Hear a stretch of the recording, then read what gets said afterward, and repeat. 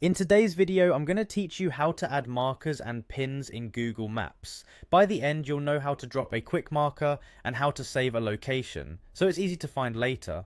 I'll walk you through what you'll see on screen and share a few tips to keep things accurate and organized. Start by opening Google Maps in your web browser. You can use any modern browser, and if you're signed into your Google account, your saved pins will sync across your devices. That's helpful if you plan to revisit places on your phone later, but it's not required for dropping a quick marker. Next, find the place you want to mark. The fastest way is to use the search bar at the top. Type an address, a landmark, or even an intersection. If you don't have an address, you can navigate there manually.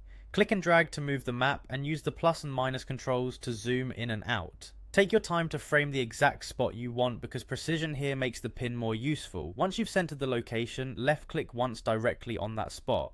Aim for the precise side of the street, building entrance, or trail junction you care about. A single clean click is all it takes. You'll see a grey pin drop immediately and an information panel will appear. It may be labelled dropped pin and you'll often see details like coordinates or the nearest address. Consider this a temporary marker. It helps you preview the location, copy details, or get directions, but it won't stick around after you move away or refresh.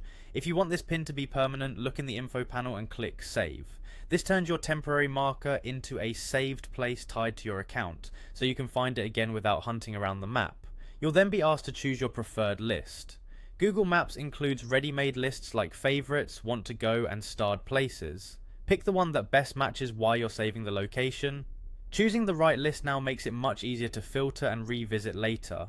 After you save, the pin's icon changes color based on the list you selected. That color coding is your visual cue. For example, one list might show as a yellow star, while another appears as a green flag. When you're scanning the map, you'll immediately know which places are which. That's it. Open Maps, find the spot, click once to drop a grey pin, hit save in the info panel, choose your list, and watch the pin adopt its new color.